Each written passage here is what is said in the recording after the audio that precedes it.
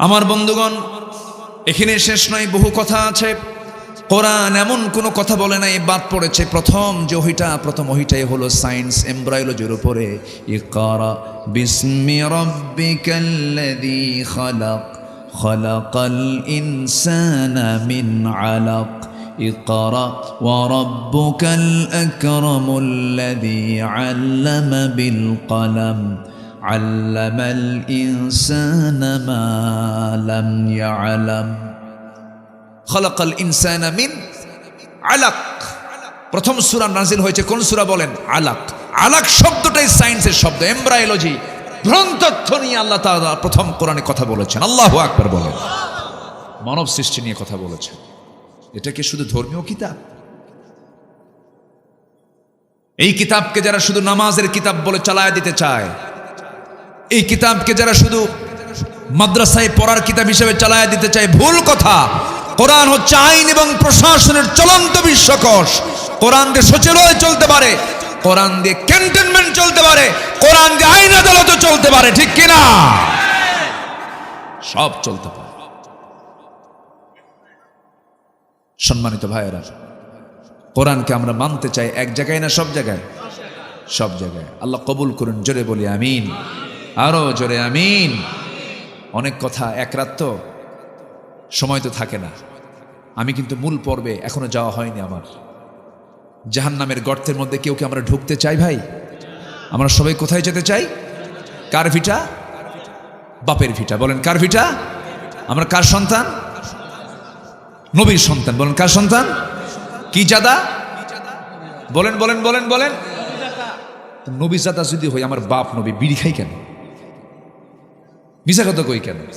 বাবার সম্মান আছে না? বাবার সম্মান আছে না নাই? বলেন। বাবার সম্মান নষ্ট করা যাবে না। বাবার সম্মানকে রক্ষা করতে হবে। মিথ্যা কথা বলা যাবে না, ছলচাতুরি করা যাবে না, ওজনে কম দেওয়া যাবে না, ঠকবাজি করা যাবে না, লেনদেন ওলট পালট করা যাবে না। একটা মানুষের ঈমান চেক হয় বাজারে না মসজিদে? বলেন বলেন। মসজিদে আপনার কি ঈমান চেক করবেন? মসজিদে নামাজ পড়তে গেছেন আপনি, বাজারে গেছেন, লেনদেন করছেন, লেনদেনে আপনার ঈমানটা চেক হবে। যার লেনদেনটা জীবনের সবচেয়ে শ্রেষ্ঠ লেনদেন হয়, তার ঈমানটাও শ্রেষ্ঠ। বলি আলহামদুলিল্লাহ। লেনদেন আছে এখন? টাকা দিলে বিপদে না টাকা নিলে বিপদে? বলেন। টাকা নিলে বিপদ না টাকা দিলে বিপদ? যে দেয় সে কি নিরাপদ না বিপদ? বিপদ। সম্পর্ক নষ্ট করতে চান, বন্ধুকে টাকা দিবেন, শেষ। কি সমাজ আজকে আমরা উপহার দিয়েছি। ঋণের টাকা, এটা যে কত বড় বোঝা, এটা মাথায় নাই, মনেই করে না যে আমাকে টাকাটা দিতে হবে, এটা মনেই করে না। ঋণ যে কত ভয়ঙ্কর জিনিস, এটাকে কেউ পাত্তাই দেয় না। শহীদের শাহাদত ক্যান্সেল হয়ে যাবে, শহীদের শাহাদত বানচাল করে দেবেন আল্লাহ তাআলা, ওকে জাহান্নামে ঢোকা। সে ঋণ নিয়ে, ঋণী ব্যক্তি টাকা পায়, ফোন দেয়, ফোন ধরে না, কাছে যায়, ভাই আজকে নিও না, অমুক দিন দেব, 3 দিন ঘুরে আবার যায়। রাগের ঠেলায় এখন যে টাকা নিচে ঋণ গ্রহীতা, সেই রাগ করে কয়, তুমি কি আমার মান সম্মান বোঝো না? দেখছেন, মানে উল্টা কথা ওরে ছাড়ে। তুমি কি আমার মান সম্মান বোঝো না? মানুষের সামনে টাকা চাও। রাগের ঠেলায় এখন যে টাকা পায়, যে ঋণদাতা, যে সে রাগের ঠেলায় বলে, যা তোর কাছ থেকে আর টাকা কোনোদিন চাবই না, তোর টাকা হাসরের দিন তুলে নেবো, যা। মনে মনে করে লম্বা ডেট পাইলাম। কি কথা কি বুঝতেছেন আপনারা? আছে কি না বলেন? আছে কি না? নামাজও পড়ে কিন্তু হাজার হাজার কোটি টাকার মালিক, আবার ওইদিকে হাজার হাজার কোটি টাকার ব্যাংকে লোন। আবার লেখা থাকে কি কি লেখা থাকে? কাদেরকে বয়কট করুন না, ওই যে ঋণ খেলাপি, যারা ঋণ খেলাপিদের কি করুন? বয়কট করুন। উনি তো ব্যাংকার, উনি ব্যাংকে চাকরি করেছে, লেখা থাকে প্রত্যেকটা খামে ঋণ খেলাপিদের বয়কট করুন। হাজার হাজার কোটি টাকার মালিক আপনি হলেন, আবার হাজার হাজার কোটি টাকা আপনি ঋণ করে দুনিয়া থেকে বিদায় নিলেন। লাভটা কি? এর নাম সুখ নয়। দুনিয়াও হারাবেন, আখিরাতও হারাবেন। না না, এক পয়সা ঋণ রেখে আমরা যাব না। আমার নবীজি ওসিয়তের ব্যাপারে খুব সতর্ক হতে বলেছেন, প্রত্যেকটা দিন আমার সমস্ত কিছুর হিসাব ঠিক করার দরকার আছে না নাই? যখন আমরা ঘুমাতে যাই সেই সময় আমরা বলি আল্লাহুম্মা বিসমিকা আমুতু ওয়া আহইয়া, আল্লাহ তোমার নামে মরলাম, তোমার নামে আবার জিন্দা হব। মরে যাওয়া মানে কি? ওই ঘুমটা আমার জীবনের শেষ ঘুম হতে পারে, আর না উঠতে পারি, এজন্য বালিশের নিচে হিসাবগুলো রাখা দরকার। যেন বালিশ মরে যাওয়ার সঙ্গে সঙ্গে বালিশটা খুলেই যেন সব দেখতে পারে, এই যে আমার আমলনামা সব ঠিকঠাক করে দিও। আমার বন্ধুগণ, এই জন্য আমরা এই দুনিয়াতে এসেছি, ক্ষণিক মেহমান হয়ে এসেছি।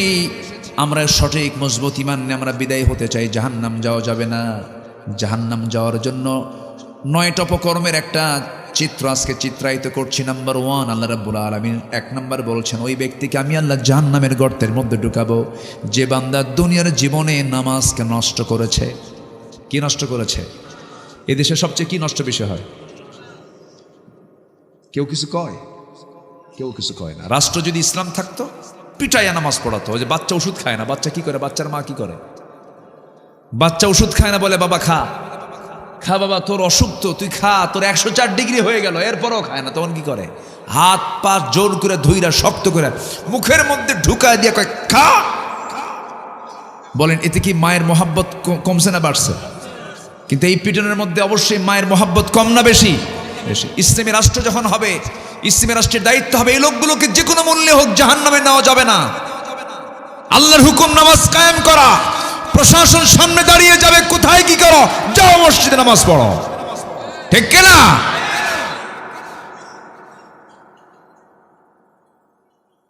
কিন্তু কে বলবে? কে নামাজের কথা বলবে? যে নামাজের কথা বলবে যে নেতা, ও নিজেই তো নামাজ পড়ে না, গাঁজা খায় শীত হয়ে পড়ে থাকে। রাতের বেলা মদের বোতল নিয়ে বসে থাকে কারা? নারীগুলোকে নিয়ে বোট ক্লাবে বসে থাকে কারা? ওই বোট ক্লাবের যে অপকর্মগুলো তাদের সঙ্গে কারা জড়িত? একটাও নাই কিন্তু এখন। ওই যে হাউন হাউন একটা, হ্যাঁ নাই তো। ও একটা ভাতের হোটেল বানাইছিল, মন যা চেয়েছে তাই করেছে। ওয়ালাকুম ফিহা মা তাশতাহি আনফুসুকুম। ওরা দুনিয়া কি জান্নাত বানায় ফেলছে, এখন আর খুঁজে পাওয়া যাচ্ছে না। 16 বছর ধরে এক নেতাকে দেখেছি, শুধু একটাই বক্তব্য, ওই নোয়াখালী বাড়ি, মাইক পাইলেই খালি বলতো খেলা হবে। প্রতিবন্ধী নেতা, প্রতিবন্ধী নেতা। এটা মানুষ মানুষ এত নিচে নামে, মানুষ এত জঘন্য হয়। 20 কোটি জাতির নেতৃত্ব আপনি দিলেন, মুখ থেকে ভালো কথা বের করতে পারলেন না। সম্মানিত বন্ধুগণ, আমাদের সবচেয়ে বড় টার্গেট হলো আমাকে জাহান্নাম যাওয়া যাবে না। আমার চলা, আমার ফেরা, আমার দল, আমার বন্ধু, আমার সবকিছু হতে হবে জান্নাত কেন্দ্রিক। কি কেন্দ্রিক বলেন? জান্নাত কেন্দ্রিক। বন্ধু জান্নাতের জন্য কাজে লাগে, দল জান্নাতের জন্য কাজে লাগে, আমার কাজকর্ম জান্নাতের জন্য কাজে লাগে। আমার কথা কি বুঝে আসতেছে আপনাদের? সমস্ত কিছুর মূল লক্ষ্য হতে হবে জান্নাত। কারণ আমি এই সিদ্ধান্ত আমাকে না নিলে পরে আমি জান্নাত পাবো না। আল্লাহ রাব্বুল আলামিন বলেন, কুল ইন্না সলাতি ওয়া নুসুকি ওয়া মাহইয়ায়া ওয়া মামাতি লিল্লাহি রাব্বিল আলামিন। আমার সালাত, আমার কোরবানি, আমার জীবন, আমার মরণ সব হবে কার জন্য বলুন? আল্লাহর জন্য হতে হবে। আমার ভাইরা, সেই জন্য সব কিছু আল্লাহর সন্তুষ্টির জন্যই হতে হবে। নামাজটা আমার আপনার ছেড়ে দেওয়া যাবে না। নামাজ মূলত শুক্রবার না 5 ওয়াক্ত? বলেন 7 দিনে 1 দিন না 5 দিনে? দিনে 5 বার। দিনে কয়বার বলেন? 5 বার। 6 বার হলে আরো ভালো, 6 বার হলে আরো ভালো। 6 বার। আরেকটা ওয়াক্তের কথা বললাম, সে ওয়াক্তটা হলো একটা লম্বা সময়ের মাঝে একটা সময়, যে বান্দার জীবনটা সাজানো গোছানো শেষ হওয়ার পরে অন্য কোনো কাজ করবে না, ঘুমিয়ে পড়বে। এই শীতের রাতে, রাতটা অনেক বড় লম্বা, আল্লাহ পাক বানায় দিয়েছেন যেন তোর ঘুম শেষ হয়ে এক্সেস সময়টা সেজদায় পড়ে আমার কাছে কান্নাকাটি করতে পারিস। জোরে কোন সুবহানাল্লাহ। কোন সময়? তাহাজ্জুদ। আল্লাহ রাব্বুল আলামিন দুনিয়ার আকাশে চলে আসেন কোন সময়? দুপুরে, বিকেলে, সন্ধ্যায়? সকালে? কোন সময়? শেষ রাত্রে। আর ওই সময় আকাম কুকাম কম হয় না বেশি হয়? বলেন বলেন। আকাম কুকামগুলো 10 বদমাইশরা করে কোন সময় বেশি বলেন? ওই শেষ রাত্রের দিকে। কেন করে জানেন? শয়তান ওই সময় ওয়াজ করতে আসে, হাদিসে আসছে। শয়তান কি করে? শেষ রাতে ঠিক যে সময় আল্লাহ পাক দুনিয়ার আকাশে আসেন, শয়তান সেই সময় সব বান্দাগুলোর কানের কাছে আসে, শিওরে এসে বলে, ওয়াজ করে, আলাইকা লাইলুন তাবিল, আলাইকা লাইলুন তাবিল, তোর রাত অনেক লম্বা, ঘুমা, তোমার রাত বহু লম্বা, ঘুমাও ঘুমাও। মাথার চুলে হাত দেয়, ঘুমাও, বারবার বলতে থাকে। শেষ পর্যন্ত শয়তান 3টা গিট মেরে চলে যায়।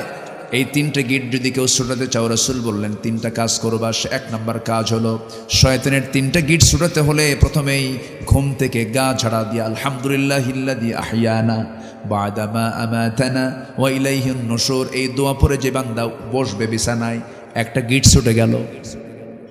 সুবহানাল্লাহ বলেন। আর থাকলো কয়টা? 2টা। সহিহ হাদিস, কিন্তু সিয়াসিত্তের হাদিস।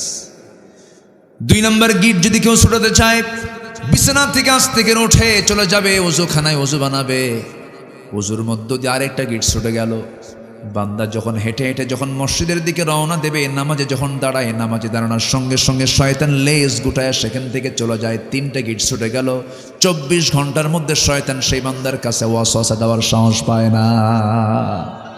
জোরে বলে সুবহানাল্লাহ। সবাইকে এই 3টে গিট ছুটাতে রাজি আছি? কোন সময় বলেন? কোন সময়? ওই শেষ রাত্রে। নামাজকে নষ্ট করা যাবে না। আমার নবীজির জীবনে 1 ওয়াক্ত নামাজ কাজা হয়েছিল এমন কোন রেকর্ড নাই। নামাজটাকে আমরা রেগুলার করব, নামাজটা আমরা পড়ব। আমার নবীজির সর্বশেষ নসিহা ছিল, সর্বশেষ কথোপকথন আমার রাসূল আম্মা জান আয়েশার সঙ্গে করেছেন, অন্য কিছু নয়, আমার উম্মতকে জানাইয়া দিবা তারা যেন 5 ওয়াক্ত নামাজ না ছেড়ে দেয়। জোরে বলি সুবহানাল্লাহ। নামাজ যার নাই তার জন্য রাসূল কি করবেন বলেন? যার জীবনে নামাজই নেই, রাসূল তার জন্য কি করবেন বলেন? আমার ভাইয়েরা, নামাজকে আমরা কখনো নষ্ট করব না। আল্লাহ রাব্বুল আলামিন বলেন, ও বান্দা তুমি কি জানো আমার আরশ আজিমের ছায়ায় তোমাকে জায়গা দিয়ে দেব। রাজুলুন কলবুহু মুআল্লাকুম বিল মাসাজিদ, রাজুলুন ইযা দাআতহু ইমরাতান যাতা হাসাবিন ওয়া জামালিন ইন্না খাফুল্লাহ। জোরে বলি আল্লাহু আকবার। ইমামুন আদিলুন শাবুন নাশা ফি ইবাদাতিল্লাহ। নেই বিচারপতিকে আমি আরশ আজিমের ছায়ায় জায়গা দেব। ওই যুবককে জায়গা দেব যে যুবকটা তার যৌবনকালটা আল্লাহর ইবাদতে কাটায়া দিয়েছে। নাম্বার 3 হলো, ওই সমস্ত বান্দাকে আমি আল্লাহর শাজিমের ছায়ে জায়গা দেব যে বান্দার দিলটা সর্বক্ষণ লটকানো থাকে মসজিদের সাথে। আজান হবে কখন, মসজিদে যাব কখন, আজান হবে কখন, মসজিদে যাব কখন, এই পেরেশানি যার মধ্যে থাকে, আল্লাহ নিজে বলছেন আমি তাকে আর শাজিমের ছায়ার মেহমান বানায়া নেব। কত বড় দামি অফার! আর শাজিম কয় তলায় আছে? আর শাজিম কি 3 মাইল দূরে? হ্যাঁ, কয় আকাশ উপরে বলেন? 7 আকাশের উপরে। কয় আকাশ? আমরা কয় আকাশ দেখি? কি আকাশ? আকাশ দেখতে কেমন? নীল না, আসলে আকাশ দেখতে নীল না। ওয়াস-সামা'i যাতির রাজা, ওয়াস-সামা'i যাতির রাজা। আকাশের কালার মূলত নীল নয়, এটার কালার একমাত্র জানেন তিনি কে? আল্লাহ। ব্লু স্কাই আমরা বলি শুধু। সম্মানিত ভাইয়েরা, এই আকাশে কেউ যেতে পারছেন? বলেন, কেউ যেতে পারছেন আপনারা? কেউ কি পৃথিবীর কোনো মানুষ যেতে পেরেছে? শুধু একজন গিয়েছেন, তিনি হচ্ছেন মুহাম্মদুর রাসূলুল্লাহ। মুহাম্মদুর রাসূলুল্লাহ। আমরা যেখানে বসে আছি এখান থেকে আকাশ যে কত দূর, এটা আমরা কোনোদিন বের করতে পারবো না। শুধু আমরা দেখি মানুষ একটু চাঁদের দেশে গেছিল। চাঁদ তো সবচেয়ে কাছাকাছি একটা অঞ্চল। চাঁদের দেশে 1970 সালে নীল আর্মস্ট্রংরা গিয়েছেন। মঙ্গল গ্রহে মানুষ গেছে। এখন মানুষ যদি চিন্তা করে সূর্যের কাছে তার যাওয়া সম্ভব না, লক্ষ লক্ষ ডিগ্রি সেলসিয়াস তার তাপমাত্রা, সূর্যের কাছে তার যাওয়া সম্ভব না। এখন মানুষ যদি মনে করে চাঁদ দেখলাম, মঙ্গল গ্রহ দেখলাম, একটু তারকা দেখব, যে তারকাগুলো আকাশে আমরা মিটি মিটি করে জ্বলতে দেখি জোনাকির মতো, এই তারকাগুলো কত বড় জানেন? এই সূর্য পৃথিবী থেকে 13 লক্ষ গুণ বড়, ওই সূর্যের চাইতে এক একটা তারকা, ব্যাটেল জয়িস তারকা 33 কোটি গুণ বড়। জোরে বলি সুবহানাল্লাহ, আল্লাহু আকবার বলেন। একটা তারকা বললাম, এরকম কি একটা তারকা আকাশে? কোটি কোটি গ্যালাক্সি আছে, সেই গ্যালাক্সির মধ্যে আবার কোটি কোটি তারকা আল্লাহ পাক সাজায় রেখেছেন। এই মহাশূন্যের কথা বলছি, কিন্তু আকাশে যাই নাই, শুধু মহাশূন্যের কথা বললাম। পৃথিবীর সবচেয়ে নিকটবর্তী তারকা হলো প্রক্সিমা সেন্ট্রাই। প্রক্সিমা সেন্ট্রাই নামক সেই নিকটবর্তী ছোট তারকার দিকে যদি কেউ যেতে চায়, দুনিয়ার কোনো যানবাহন চলবে না। যদি কেউ নভোযান, লেটেস্ট নভোযান অ্যাপোলো 11-এ চড়েও যদি রওনা দেয়, তবু তার যেতে সময় লেগে যাবে, যার ঘন্টার গতি হলো 39,000 কিলোমিটার মানুষই বানাইছে। ওই নিকটবর্তী তারকার দেশে তার যেতে সময় লেগে যাবে 1,15,000 বছর মাত্র। যাবেন কারা কারা? হাত তুলেন দেখি। সম্ভব? কেমনে যাবেন আপনি? বাঁচবেন কয়দিন, যাবেন কখন? আর আল্লাহ বলছেন, বান্দা তুমি কি জানো, শুধু সেজদা দাও শেষ রাত্রে, নামাজে হাজির হও, আমি আল্লাহ তোমাকে 7 আকাশের উপরে তুলে আরশ আজিমের ছায়ার মেহমান বানায় নেব। এরপরও নামাজ পড়ে না, এরপরও। আচ্ছা, বউ যদি নামাজ না পড়ে কি করবেন? কম পাশেই তো আসছে, মায়ের আসছে না মাহফিলে, বলেন আপনার বউ নামাজ পড়ে না, কি করবেন? হ্যাঁ, তাও কামা একজন কইছে পিটাবো, যে কইছে পিটাবো মানে বিয়ে করে নাই। বউ পেটা এত সহজ? যে স্বামী বউকে ভয় করে না, তার তো সংসারই হবে না। এই বউ ভয় করেন না?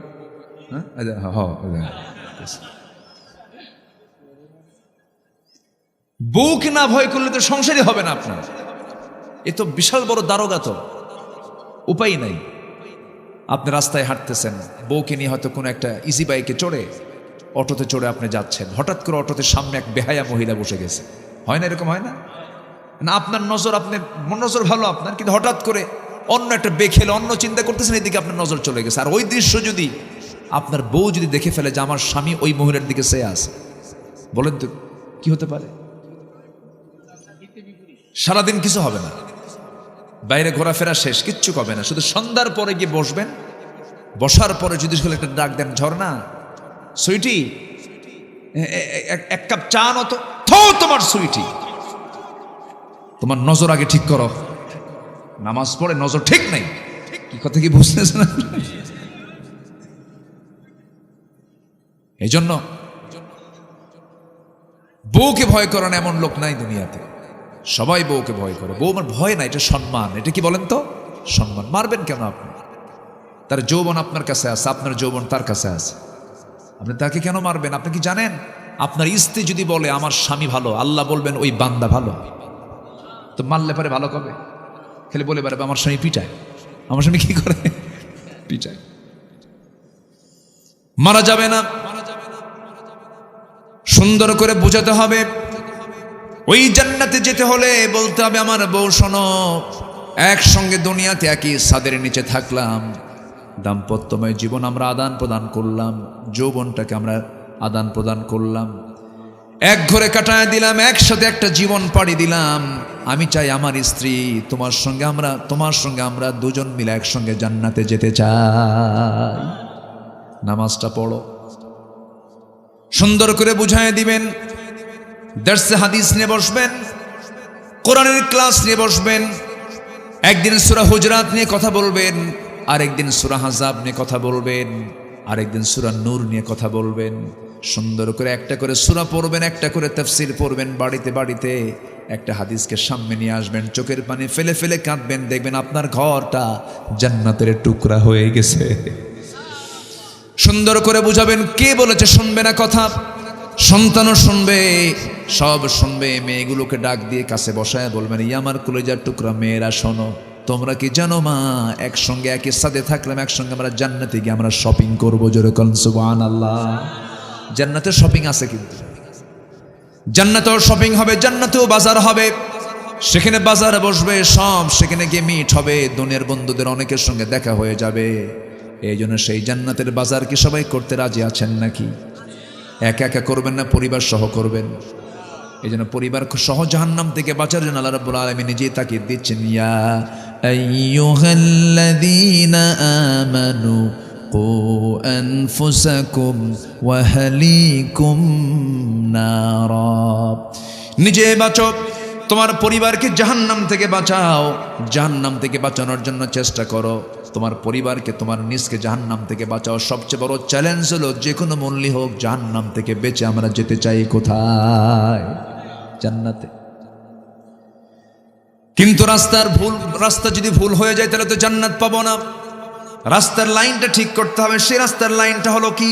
প্রত্যেক নামাজে, প্রত্যেক ওয়াক্তে, প্রত্যেক রাকাতে আমরা এই দোয়াটাই করি। সবাই সেই লাইনের জন্য আল্লাহর কাছে চাই। সবাই বলুন, ইহদিনাস সিরাতাল মুস্তাকিম। সিরাতুল মুস্তাকিম তুমি আল্লাহ আমারে দিয়ে দাও, সরল সঠিক পথ আমারে দিয়ে দাও। যে পথে তোমার চিরশান্তি, যে পথে জান্নাত, সেই পথ আমাকে দেখিয়ে দাও। এই দোয়াটা আমরা করি প্রত্যেক রাকাতে। কার কাছে? আল্লাহর কাছে আমরা করি। সেই লাইন আমাকে আপনাকে থাকতে হবে। জাহান্নামে কোনো মূল্যই হোক জাহান্নাম থেকে বাঁচার জন্য আমাকে আপনাকে চেষ্টা করতে হবে। আল্লাহ রাব্বুল আলামিন বলছেন, তুমি নামাজ নষ্ট করবে, আমি তোমাকে জাহান্নামের গর্তের মধ্যে ফেলে দেব। আর হলো ওয়াত্তাবাউশ শাহাওয়াতি ফাসাউফা ইয়ালকাউনা গাইয়া। তুমি তোমার মন যা চায় তাই করবে, তা না। মন যা চায় তা করব না, আল্লাহ যা চান তা করব। বলেন, মন যা চায় তা না, আল্লাহ যা চান তা? আল্লাহ যা চান আমাকে তাই করতে। আমার কি মনের দাস? আমার কি মনের দাস হব? বলেন, কার দাস হব আমরা? আল্লাহর দাস। মন যা চায় তা করা যাবে না। মন যা চেয়েছে তাই তারা করেছে এই 16 বছর। কি ঠিক কি না? আল্লামা সাঈদীর মতো মানুষটাকে কেমনে মানলো ওরা? এটা কি মেনে নেওয়ার মতো? বলেন। এই তাফসীর মাহফিলগুলোতে আসলে মনে হয় তার কথা, বারবার মনে হয়। আজকে চেয়ার আছে, মঞ্চ আছে, আসল লোকটা নাই। আমরা তাকে হারিয়ে ফেলেছি। আমাদের মাঝ থেকে তাকে ষড়যন্ত্র করে হত্যা করে আমাদের মাঝ থেকে মাইনাস করে দেওয়া হয়েছে। সম্মানিত ভাইয়েরা, আমার স্পষ্ট ভাষায় জানান দিতে চাই, আল্লামা সাঈদীর খুনের সাথে যারা জড়িত, অবিলম্বে তাদেরকে গ্রেফতার করে চূড়ান্ত শাস্তি নিশ্চিত করা হোক। সব বিচারের আগে এই কিংবদন্তির হত্যার বিচার আমার বাংলার জমিনে হওয়া দরকার। এটা কম বড় অপূরণীয় ক্ষতি হয়েছে জাতির, অপূরণীয় ক্ষতি। চুল পরিমাণ কোনো মায়া দয়া মনই তো নাই, ওদের হৃদয় আছে। হৃদয় থাকলে তো এরকম করতো না।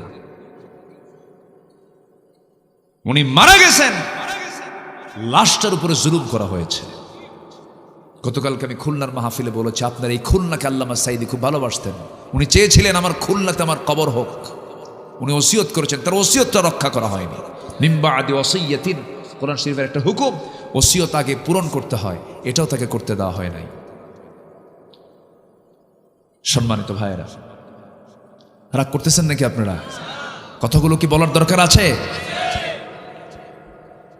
তাহলে মন যা চায় না আল্লাহ যা চান। নামাজ কয় ওয়াক্ত পড়বো আমরা? নিজে না পরিবারকে? সবাইকে নিয়ে। শুধু একা বাঁচবো আমরা? পরিবারকে সহ বাঁচাবো। জোরে বলি ইনশাআল্লাহ। অনেক মা বোন মাহফিলে আসছেন। মা বোনদের একটু উদ্দেশ্য করে বলতে চাই, মা, আপনি তো জান্নাতে যে বসে আছেন, আপনি ইজিলি জান্নাতে গিয়ে বসে থাকবেন, কোনো টেনশন নাই। কিন্তু মেয়েদের জান্নাতের সংখ্যা বেশি না জাহান্নামের সংখ্যা বেশি? জাহান্নামে তারা বেশি যাবে। কেন জানেন? মেয়েদের একটাই প্রবলেম, তাদের রূপ লাবণ্য সীমাবদ্ধ রাখতে চায় না, তারা এগুলো দেখাতে খুব পছন্দ করে। এই প্রবলেমটা পৃথিবী জুড়ে কম না বেশি বলেন তো? পৃথিবীর নারীকুল আজকে ঢেকে আছে না উলঙ্গ হয়ে আছে? উলঙ্গ দুনিয়া, এখন উলঙ্গ দুনিয়া। ইউরোপ আমেরিকার সংস্কৃতি হচ্ছে ওরা চামড়া দেখায়, আর মুসলিম সংস্কৃতি হলো চামড়া ঢেকে রাখে। সবার বাড়িতে মা বোন আছে, মেহেরবানি করে তাদেরকে বলবেন, পর্দার বিষয়ে যদি তারা কমপ্লিট রাখতে পারে তাদের জান্নাত কমপ্লিট। জোরে বলে সুবহানাল্লাহ। পর্দা মাইনাস, জান্নাত মাইনাস। এই জন্য পর্দার বিষয়টা আমার মা বোন বিশেষ করে বিষয়টা আপনি খেয়াল করবেন। সবার আগে 1 নাম্বার পর্দা। পর্দা আছে, নামাজ হবে। পর্দা আছে রোজা হবে, পর্দা আছে সব ইবাদত কবুল হবে, পর্দা নাই একটাও হবে না। কি ঠিক কিনা বলেন? একটাও হবে না। এটা বাস্তব প্রয়োজন। পর্দা একটা জরুরি জিনিস। আমার মায়েরা, পর্দা যদি আপনি কন্টিনিউ করতে পারেন, চিন্তা করে দেখুন ফাতিমা রাদিয়াল্লাহু তাআলা আনহার মতো নারী দুনিয়া থেকে বিদায় নেবেন। আমার নবীর ইন্তেকালের মাত্র 6 মাস পরে তিনি দুনিয়া থেকে বিদায় নেন। এত কম বয়সে বিদায় হওয়ার কারণ হলো শিবে আবু তালিবে। ফাতিমা রাদিয়াল্লাহু তাআলা আনহা ছোট মানুষ ছিলেন, না খেয়ে খেয়ে পেটের নাড়িভুড়িগুলো শুকে গেছে, কষ্ট করে করে খাবার পান নাই।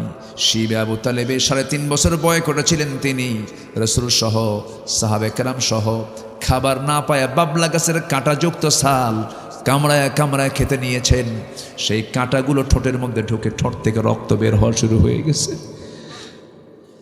মাঝে মাঝে বৃষ্টি হতো, পাথরের উপরে কিছু দুর্বা ঘাস জন্মাতো, সেই ঘাসগুলো চাবায়া চাবায়া সাহাবে কেরাম ক্ষুধা নিবারণ করেছেন। ওই সমস্ত সময়ে ফাতিমা রাদিয়াল্লাহু আনহা ছোট মানুষ ছিলেন, না খায়া থেকে থেকে অসুস্থ হয়ে পড়েছেন। জীবনের প্রদীপ তার নিভে গেছে অল্প বয়সেই। আমার নবীর ইন্তেকালের মাত্র 6 মাস পরে তিনি দুনিয়া থেকে বিদায় নেবেন। স্বামীকে ডাক দিচ্ছেন, স্বামী আমার শোনেন, আমার মনে হয় সময় বেশি নাই। আমার আব্বাজান বিদায় হওয়ার আগে আমাকে বলেছেন, ফাতিমা চিন্তা করো না, আমার মৃত্যুর পরে তোমার মৃত্যু হবে, তোমার সঙ্গে আমার প্রথম দেখা হবে কবরে। আমি মনে হয় মারা যাব। স্বামী গো, যদি কোনো দোষ করে থাকে আমাকে মাফ করে দিয়েন। আপনি কি জানেন মা, আপনার স্বামী যদি বলে আমার বউটা ভালো, আল্লাহ বলবেন ওই বান্দিটা আমার ভালো। আপনি যদি বলেন আমার স্বামীটা ভালো, আল্লাহ বলবেন ওই বান্দাটা ভালো। তাহলে এই সম্পর্ক হওয়া দরকার জান্নাতের সম্পর্ক, ঠিক কিনা বলেন? জান্নাতের সম্পর্ক। আমার ভাইয়েরা, আমার মায়েরা, একটু কান লাগায় শোনেন, পর্দার গুরুত্বটা একটু বুঝে নেন। ফাতিমা যখন দুনিয়া থেকে বিদায় নেবেন, স্বামীকে ডাক দিয়ে বলছেন, স্বামী আমার বুঝে বিদায় লগন চলে আসছে, আমি মনে হয় মারা যাব। কিন্তু আমি যদি দিনের বেলা মারা যাই কাউকে বলবেন না, আস্তে করে ঘরে আপনি আমাকে শোয়া রাখবেন। রাতের বেলা যদি মারা যাই কাউকে বলবেন না, 2-1 প্রতিবেশীকে ডাক দিবেন, আমার লাশটা গোসল করে আপনি দিবেন। ঘর থেকে বের করে নিয়ে কয়েকজনকে নিয়ে আপনি জানাজা অন্ধকারী করে দিবেন, যেন আমার লাশের চেহারা যেন কেউ না দেখে। আমাকে দেখতে না পারলেও উপর থেকে কতটুকুন লম্বা, কতটুকুন চিকন, কতটুকুন মোটা অনুমান করবে, আমার পর্দার খেলাফ হয়ে যাবে। রাতের বেলা কয়েকজনকে না জানাজা দিয়ে দিবেন, আমাকে কবরস্থ করবেন। আবু যর গফারি রাতের বেলা স্বপ্নে দেখেন রাসূল তাকে বলছেন, আবু যর, আমার কলিজার টুকরা ফাতিমা নাই, আমার ফাতিমা দুনিয়া থেকে বিদায় নিয়েছে। ও আবু যর, যাও কবরটা খনন করো, তাকে দাফন করে দাও। আবু যর গফারির ঘুমটা ভেঙে গেল। সোজা আলীর বাড়িতে গিয়ে বলছেন, আলী দরজা খোলো, তুমি আমাকে সংবাদ দাও নাই, কিন্তু রাসূল আমাকে সংবাদ দিয়ে দিছে। কোদাল নিয়ে চলে গেছেন কবরে। কোদাল দিয়ে কবর খনন করতেছিলেন। এই আবেগী সাহাবী, ইনি খুব আবেগী সাহাবী ছিলেন। দিন গ্রহণ করে রাসূল বললেন, কাউকে প্রকাশ করতে দিও না, কোথাও গিয়ে বলতে যেও না, তোমাকে মেরে ফেলবে আরবের কুরাইশরা। তিনি করলেন কি, দিন গ্রহণ করেই কাবার চত্বরে দাঁড়ায় চিৎকার মেরে বলছেন, লা ইলাহা আশহাদু আল্লা ইলাহা। রক্তাক্ত হয়ে গেছেন আবু যর গফারি। রাসূল বললেন পরবর্তীতে, আবু যর, তুমি এমন করে প্রকাশ্যে বলতে গেলে কেন? আমি তোমাকে বাধা দিলাম, এরপরে তুমি কেন বললা হুজুর? এত বড় মহাসত্য আমি কেমন করে আড়াল করবো? প্রয়োজনে মরে যেতাম, তবু হক আমি আড়াল করতে পারতাম না। যেরকম সুবহানাল্লাহ। কবর খনন করা শেষ হলো। কবর খনন করে সেখান থেকে বের হয়ে আসলেন। আবেগ আপ্লুত হয়ে, কবর তো কথা বলে না, কবরকে লক্ষ্য করে শুধু বলতেছেন, কবর রে, আজকে তোর মধ্যে যাকে রাখতেছি সে কিন্তু সাধারণ কোনো নারী না, হাসান হোসেনের মা, কলিজার টুকরা, বিশ্বনবীর একমাত্র কলিজার টুকরা মেয়ে, জান্নাতের সমস্ত মহিলাদের সর্দারিনী খাতুনে জান্নাত ফাতিমা। খবরদার, কবর, এই মহিলার সাথে অসম্মান আচরণ করা যাবে না। কিন্তু আবেগ আপ্লুত হয়ে কথাগুলো বলছেন। ভেতর থেকে তার কানে আওয়াজ আসলো, এগুলো কোনো কিছু আমি জানবো না, চিনবো না, বুঝবো না। আমল যদি ভালো হয় ভালো কথা, আমল যদি খারাপ হয় কবর তার আসল আচরণটা দেখায় দেবে। এক প্রান্তের মাটি অপর প্রান্তে যাবে, অপর প্রান্তের মাটি অপর প্রান্তে গিয়ে সব একাকার হয়ে যাবে। এই জন্য আমার বন্ধুগণ, সেই কবরের সবাইকে আমাকে আপনাকে যেতে হবে। আমার মা, আপনি আপনার জীবনটাকে সুন্দর করে সাজানোর আগে 1 নাম্বার হলো আপনার চামড়াটা কারো কাছে দেখাবেন না, আপনার সৌন্দর্য কাউকে দেখাবেন না স্বামী ছাড়া। পর্দা কমপ্লিট করবেন, আপনার জন্য জান্নাত কমপ্লিট হয়ে যাবে। জোরে বলে সুবহানাল্লাহ।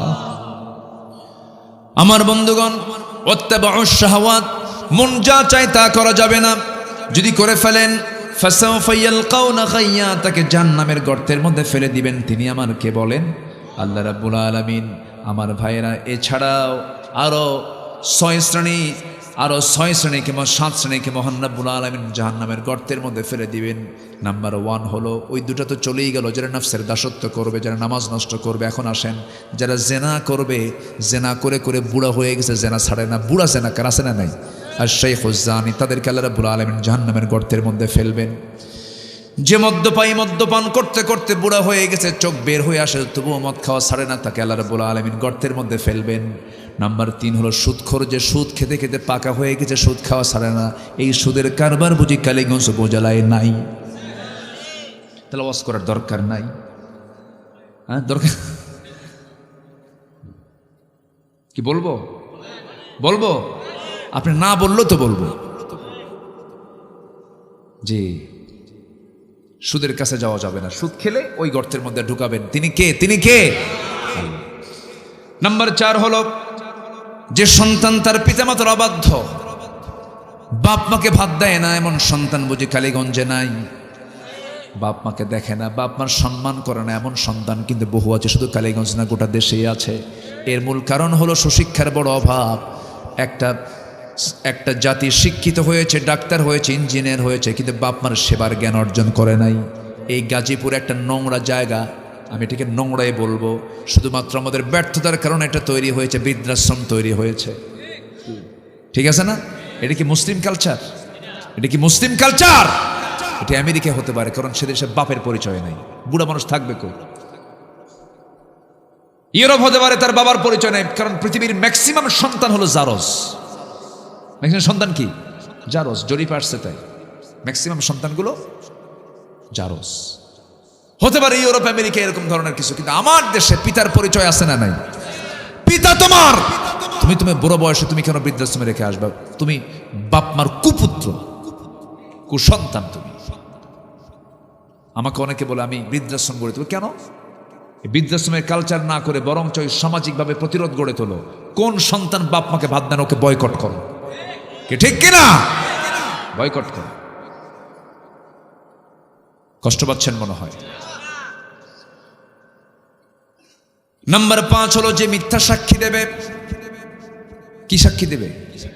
মিথ্যা সাক্ষী যারা দেবে, কারণ মিথ্যা সাক্ষীর ফলাফলটা ভয়ঙ্কর হয়। একটা ভালো মানুষের বড় বিপদ হয়ে যায় মিথ্যা সাক্ষীর কারণে। আল্লাহ বলছেন, মিথ্যা সাক্ষীকে আমি আল্লাহ রাব্বুল আলামিন জাহান্নাম শুধু নয়, তাকে গর্তের মধ্যে ঢুকায়া ছাড়বো। বড় বড় গুনাহ এগুলো। সর্বশেষ হলো, যে নারী অপরের সন্তানকে স্বামীর সন্তান বলে চালায়া দেয়। আমার দেশেও কিন্তু বহু জারজ সন্তান আছে, স্বামী একজন আর সন্তান আরেকজনের আছে। কিন্তু আছে না নাই? যদিও ডিএনএ টেস্টের যুগ এখন, কিন্তু টেস্ট করবে কে? টেস্ট করতে গিয়ে ধরা খাবে। স্বামীও বিপদে পড়বে, বউ বিপদে পড়বে। থাক, যা আছে থাক। কি ঠিক আছে না? চেয়ারম্যান তো, উনি বোঝে সব কিছু। এই সমস্ত কারবার যারা করবে, আল্লাহ রাব্বুল আলামিন তাদেরকে জাহান্নামের গর্তের মধ্যে ফেলে দিবেন। মা, এই বিষয়গুলো খেয়াল করবেন। আমার ভাইরা, বিষয়গুলো খেয়াল করবেন। আল্লাহ রাব্বুল আলামিন আমাদের সবাইকে আমল করার তৌফিক দান করুন। জোরে বলি আমিন। ফজর পড়বেন কারা কারা? একটা হাত তুলে দেখান তো দেখি।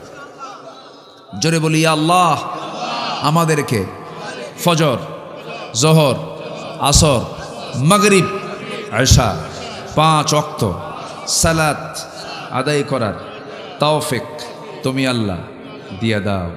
জোরে বলি আমিন। আরো জোরে আমিন। আপনার কষ্ট দিয়ে ফেললাম মনে হয়, আমি আর কথা বাড়াবো না। জি, যতটুকুন হয়েছে আমরা ফজর পড়বো না ইনশাআল্লাহ। আগামীকালকে আমার মাহফিল হলো দিনের বেলা, সেই সিলেট জকিগঞ্জ নাকি বলে একটা উপজেলা আছে, গোয়েনঘাট, হ্যাঁ, এর পাশে। জি, আমরা যতটুকুন শুনেছি, আমল করলে কিন্তু অনেক লাভ হবে। আমল করবো না ইনশাআল্লাহ। এই মাহফিল বয়স কত? 30 বছর। মাশাআল্লাহ। জি, অনেকে ইন্তেকাল করেছেন। আমার ভাই জানো, ওই যে ভাই আমাকে দাওয়াত দিয়েছেন, ওর নাম যেন কি, মাহবুব ভাই। হ্যাঁ, মাহবুব ভাই, তার আব্বা দুনিয়া থেকে বিদায় নিয়েছে। আল্লাহ তুমি তার কবরটাকে জান্নাতের টুকরা বানায় দাও, জোরে বলি আমিন। আপনাদের টিচার ছিলেন, আল্লাহু আকবার। শ্রেষ্ঠ সন্তান হচ্ছে শিক্ষকরা, উনি শিক্ষক ছিলেন। আল্লাহ তুমি তার কবরটাকে জান্নাতের টুকরা বানায় দাও। যে যেখানে আছেন আমরা চাইবো এখন কার কাছে? জি, আলহামদুলিল্লাহ। আমরা নামাজের মতো করে বসি, তাশাহুদের সূরতে বসি, আমরা আল্লাহর কাছে চাবো আল্লাহ যেন আমাদের সকলের জিন্দেগীর গুনাহগুলোকে মাফ করে দেন। জি, সবাই বলি জি। হ্যাঁ, আলহামদুলিল্লাহ। জি, সবাই বলে সুবহানাকাল্লাহুম্মা ওয়া বিহামদিকা আশহাদু আল্লা ইলাহা ইল্লা আনতা আস্তাগফিরুকা ওয়া আতুবু ইলাইকা। চিৎকার মেরে বলি, ইয়া আল্লাহ, আমার জীবনের সগীরা কবীরা, ছোট বড় সব গুনাহ তুমি আল্লাহ মাফ করে দাও। জোরে বলুন, ইয়া রাব্বাল আলামিন। যে আমরা চাইবো কার কাছে? আল্লাহর কাছে। দোয়া চাই সবার কাছে। সবাইকে আমার জন্য দোয়া করবেন, আমিও দোয়া করি আপনার জন্য। শুধু আমি আপনাকে এতটুকু বলতে চাই, আমি গোটা দেশে যত উপজেলায় মাহফিল করেছি, যত উপজেলায়, সব উপজেলায় তো যাওয়া হয়েছে, যাই। উপজেলা ভিত্তিক সবচেয়ে বেশি মাহফিল আমি কালীগঞ্জে করেছি, চুপাইল সহ আরো কোথায় কোথায় যেন গেছি। কালীগঞ্জের মানুষ কেন যেন মানে একটু বেশি বেশি ডাকে, আসি। তো যাই হোক, আসুন আমরা আল্লাহর কাছে চাবো। কার কাছে যাবো আমরা বলেন তো? আল্লাহর কাছে আমরা চাবো। যে কেউ দোয়া করেন, আপনি দোয়া করেন। জি, আল্লাহুম্মা আমিন। রব্বানা যালামনা আনফুসানা ওয়া ইল্লাম তাগফির লানা ওয়া তারহামনা লানাকুনান্না মিনাল খাসিরিন। রব্বানা লা তুযিগ কুলুবানা বা'দা ইদ হাদাইতানা ওয়া হাব লানা মিন লাদুনকা রাহমাতান ইন্নাকা আনতাল ওয়াহ্হাব। আয় আল্লাহ তাআলা, হাজারো মুসলমান নরনারী নিয়ে তোমার কালামের দুটো আয়াতকে সামনে রেখে জাহান্নামের গর্তের মধ্যে ঢোকার কারণগুলো কি, এই শীর্ষক কিছু কথা বলেছি। তোমার দিন জমিনে প্রতিষ্ঠা হলে পরে কি তার কল্যাণ হবে, কি তার উপকারিতা হবে, এই বিষয়ে কিছু কথা বলেছি। তোমার কোরআনের সৌন্দর্য নিয়ে কিছু কথা বলার চেষ্টা করেছি।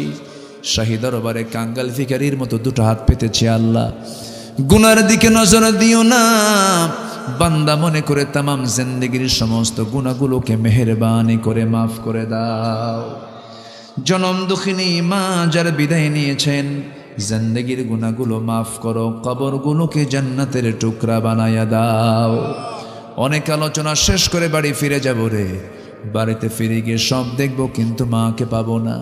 আয় আল্লাহ তাআলা, সেই মা সেই বাপ যারা দুনিয়া থেকে বিদায় নিয়েছেন, কবরের সমস্ত আযাব মাফ করে দাও, কবরগুলোকে জান্নাতের টুকরা বানায়া দাও। আব্বা আম্মার জন্য কি দোয়া তাও শিখিয়ে দিয়েছো। দিল থেকে, মনটা থেকে হাত একটু উঁচু করে আওয়াজ দিয়ে দিয়ে আমার সঙ্গে ঠোঁট মিলায় বলুন, রব্বিরহামহুমা কামা রব্বায়ানি সগীরা। রব্বিরহামহুমা কামা রব্বায়ানি সগীরা। রব্বিরহামহুমা কামা রব্বায়ানি সগীরা। আয় আল্লাহ তাআলা, বিশেষ করে এই মাহফিলের আয়োজন যারা করলেন, শোনার জন্য দূর দূরান্ত থেকে যারা আসলেন, বিনিময়ে কিয়ামতের কঠিন ময়দান যেদিন কেউ কাউকে চিনবে না, এমনকি মা সন্তানকে পর্যন্ত স্বীকার করে বসবে, সেই কঠিন মুসিবতের দিনে মাহফিল সবার জন্য নাজাতের মাধ্যম তুমি আল্লাহ বানায়া দিও। তোমার বান্দাগুলোকে নিয়ে এমন সময় হাত তুলেছি যে সময় মুসলমানদের পায়ের তলায় মাটি নাই,